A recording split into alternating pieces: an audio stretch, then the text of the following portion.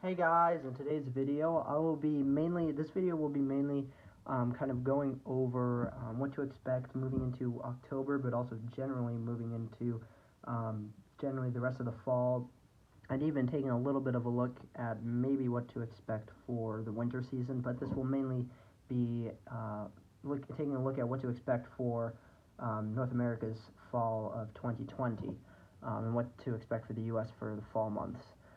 But first, I want to show you guys what Hurricane Teddy is looking like right now on the satellite imagery, and it's just truly amazing. Just what it looks like.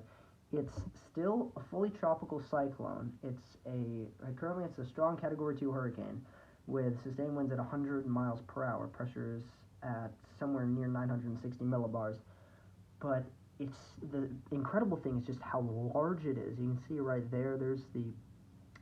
There's Nova Scotia, and there is the part of the more northern coast of Maine. And you can see it's massive. Its cloud field, just takes up all like its cloud field doesn't end on its western side until you get to around middle of Connecticut and Massachusetts, and then it kind of just gets even thicker as you get up into New England, into Nova Scotia. Nova Scotia is pretty much just entirely covered by Teddy's northern cloud field, and then wrapping around, its cloud field extends all the way down into the subtropics of the Atlantic in towards Cuba and the Gulf and around Florida. It's a massive, massive system. Honestly, for me, it kind of looks like a hybrid between Superstorm Sandy from 2012 and the Perfect Storm of 1991. Pretty much both of those together. And I mean, if I play this out, you can see there it goes. It's spinning, and it's just spinning and just becoming so large. You can see there's still a big blowups of convection around the center as well. So it's still kind of maintaining itself with how strong it is. And then I mean, it will eventually move off to the north and northeast and make landfall more of Nova Scotia. Right now, it's moving in a more of a northwest direction from what the NHC is saying with each advisory. But it seems now that it's actually finally starting to curve more towards the directly north and then finally the northeast. So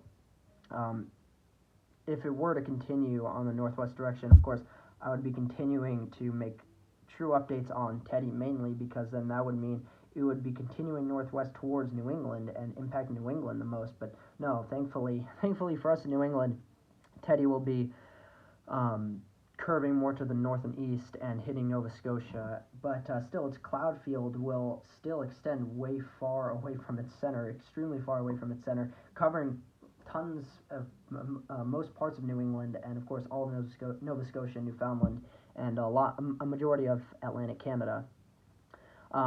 So I mean that is a look at Teddy. I mean, it's just truly incredible. The other main thing that New England, I guess, does have to technically worry about with Teddy is mainly just other than just seen like all the clouds over much of New England, is the fact that the Teddy's going to be kicking up, of course, tons of strong and large waves because of how large it is. So the beaches, the coastlines of New England, and really the entirety of the East Coast, it's pretty much a high chance of rip currents and really bad beach conditions. So if you live in, especially coastal New England, but in general, if you live along the East Coast anywhere, please do not venture into the water, because you could easily get caught in one of those rip currents and risk your life. So please do not take any chances with that. But now let's just move on and finally talk about the main thing of this video is. Alright, so looking at the fall of 2020. So today is the first official day of fall, by the way, so it's kind of a bit of a coincidence that I'm making this video today. But anyway, so we're looking at the GFS 2-meter temperature anomalies, and for those of you who don't know, the temperature anomalies, the blues and reds and oranges, they indicate how far below or how far above average you are from your average temperatures. So let's say in this below average area in the far east and along the East Coast, if your average, let's say in Richmond, is somewhere around, currently probably somewhere around the 60s, 70s. These temperature anomalies are at most, it seems, 8 degrees below average. So instead of looking at 8 to 10 degrees below average, so instead of looking at 65, the 60s, 70s, you're looking more towards 50s, 60s, more or less. So that's a huge, and that'll feel totally different, of course. And then, of course, the entire opposite, if you're in the west and it's clearly in the reds, it's showing above average. So whatever your average temperature is, it's at least a few degrees above. Especially if you're in, let's say, Salt Lake City, where your temperature, the current average temperatures are, I don't know, probably 50s, 60s, I'm going to say. You're at least, it seems, 4 to 8 degrees above average. So instead of looking at 50s, 60s, you're more getting towards 60s, maybe 70s. So that is a huge plays a huge role into whether or not you're going to be seeing the fall be more generally skewed to being above average or below average.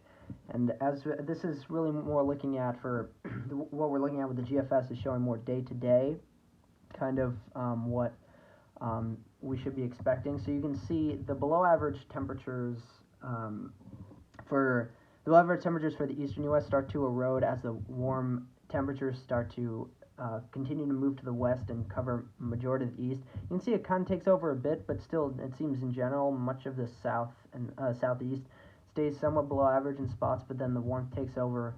It looks like for a bit as we head towards the very last few days of September. But then as we head towards the very, very end of September and right as we start to enter October, you can see a giant blast of colder temperatures comes down through Canada and truly takes over the entire central and eastern United States, where temperatures all around will be anywhere between 2 to at most 10 degrees below average. And you can see that will stick around with us for a majority of the beginning of October. So it looks like generally the whole first half of October will generally be skewed for the Eastern U.S. to be below average, because you can see we may go more towards average, maybe above average at some point for a very short amount of time in very early October, but in general you can see the below average temperatures come back and invade back into the central and eastern United States, getting towards October 8th. And so it looks like in general as well for the western U.S. between now, the September 22nd, and towards the more or less middle portion of the beginning of October, it will still generally stay quite above average. So that is a big thing to keep note of.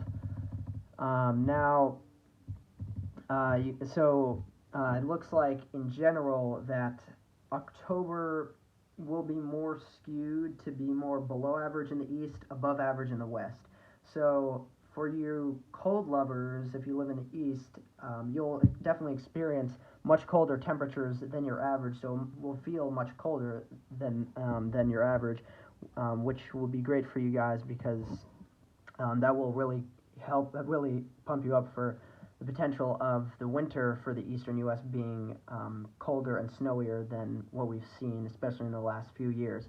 But for you cold lovers and maybe snow lovers, if your area starts to experience snowfall getting into October, doesn't look like you'll be having any kind of success with that whatsoever, because the temperatures will continue to stay quite above average for the majority of the western U.S. and will continue to stay dry, which is not helpful since you guys are also dealing with the wildfires there. So that is truly not something you want to see for those areas.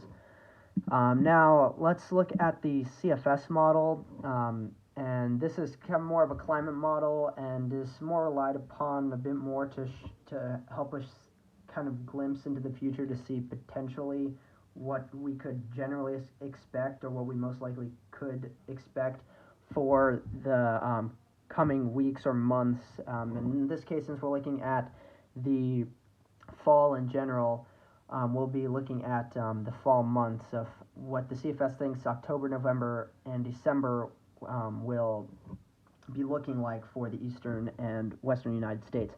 You can see for October, Majority of the U.S., of course, especially the Western U.S., Central U.S., and the Northern Ohio Valley, the Great Lakes, the Northern Mid-Atlantic, Northeast New England will generally be above average as well. But then you can see as we get towards more of the Southeast and majority of the Mid-Atlantic, it's skewing it more towards around neutral, maybe somewhat below average, and that does line up a good bit with what the GFS was showing.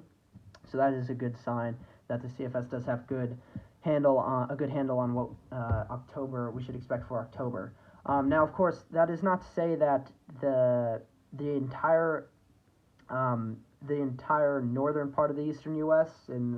Especially the Great Lakes, Northeast New England, it will not be more below average in some parts. It just thinks that it might be a little bit more above your average in the Northeast New England and majority of the Great Lakes for October, than colder than average. So hopefully that makes sense. Yeah, that's what it generally is showing. Now November, for November it shows really a warm bias for the entirety of the U.S. really. Especially it shows it actually especially the warm moving over towards the Eastern U.S. So November could end up being more of the potentially more of the warmest fall month. But then, as you can see, getting towards December, it will become a lot warmer and a lot more above average for the Western and Central U.S. and maybe more closer to average or maybe slightly above average for the Eastern U.S. So as we get towards December, it looks like for people in the Eastern U.S., we could be expecting it to start to come back to where we'll start to feel it become more colder and hopefully start to feel like, all right, yeah, okay, fall is starting to end, winter's settling in, and it starts to feel a bit more like winter, at least starting off. And then just kind of for fun, honestly, just to show you what the CFS is showing for January and February, especially. You can see for January, it shows generally the entire U.S. as well above average for temperatures. So pretty much the entire U.S. For January, you should expect in most areas, whatever your average is, it will be likely skewed more towards the above average. So it will feel a bit warmer than you would expect for that time frame, for that month for your area. But you can see there's a big area of below average temperatures funneling in through southern Canada and slightly entering portions of the very northern plains and the very northern parts of the Great Lakes. And then as we head towards February of this upcoming winter into 2021, the CFS has a strong signal that it has a good handle that the fact that the Eastern U.S. and the Western U.S. will be very much split, and have far below average temperatures for majority of the Eastern U.S. and pretty above average temperatures for the Western U.S. So potentially we could look forward to February being the coldest of the winter months, which would be if you're looking at it more towards if you love snow and cold, that's great because that's lining up with the fact that that is when the peak of the winter is, and that's when you see the coldest temperatures, and that will also help aid in the fact that you could see a bit more snowfall from potentially bigger snowstorms. So that could be pretty exciting.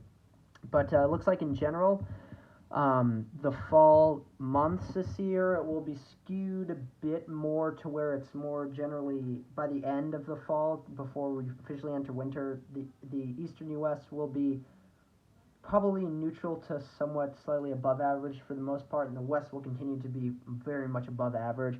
But then it looks like getting into the winter months, the Eastern U.S. could be looking forward to a pretty darn cold and snowy winter.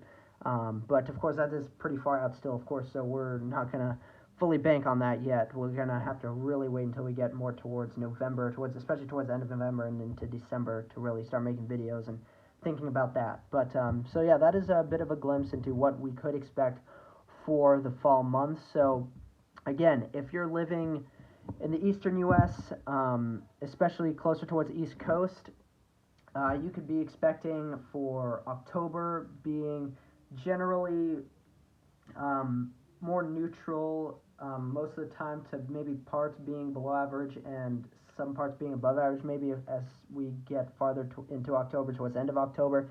So maybe October will end up being, for the Eastern U.S., ending up being more just neutral, or maybe a bit below average. But then getting into November will likely be, for the Eastern U.S., will be the warmest and most above average of the fall. And then getting into December, it looks like the Eastern U.S. will move back towards being more towards that below average temperatures and below average conditions for December, which would be a great lead into getting into winter.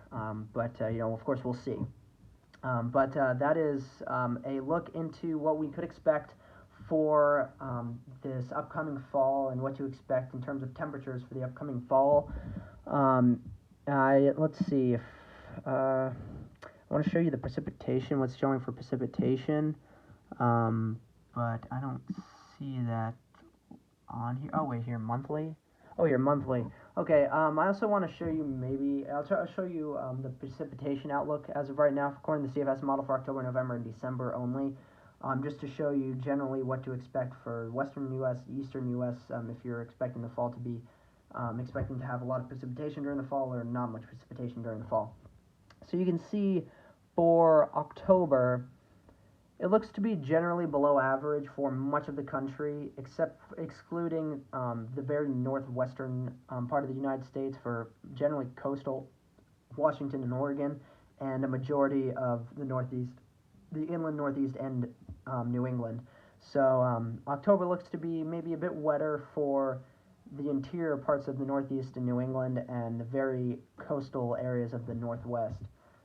As we head into November, the CFS shows more below average conditions, pretty much generally up and down the East Coast, and below average conditions as well, generally for the West Coast, and kind of maybe more above average precipitation for the northern plains and the Great Lakes. But it's kind of more of a question mark for the CFS. It doesn't really know for the south central and southwestern United States for precipitation. It's kind of just blotches of above and below average. So it might be more neutral for those areas, it seems, for November in the end. But then if we look towards December could be drier for a majority of the country, and maybe somewhat above average for portions of the northwestern U.S. But in general, looks like this entire fall will be generally pretty below average in precipitation for the majority of the continental United States. But then, as you can see, as we head more into winter, if we go into January, you can see it will switch entirely around. We enter winter and get into the first full month of winter. Above average precipitation for a majority of the United States, for generally the majority of the West, much of the central United States, and a majority of the eastern United States as well. February could end up being a bit drier for the East Coast and the majority of the entire southern half of the United States, and more above average for the northern portion of the United States, probably I would say northern third of the United States, and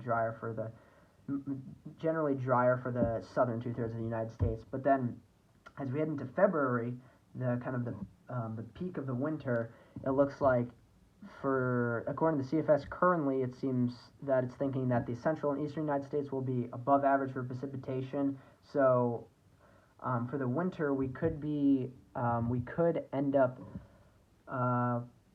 having a bit wetter time of wetter winter than expected this winter, which would be great, especially compared to the past few winters, since, especially for the East Coast, the East Coast for the past few winters has been pretty much bone dry, especially right along the coast, and pretty warm as well.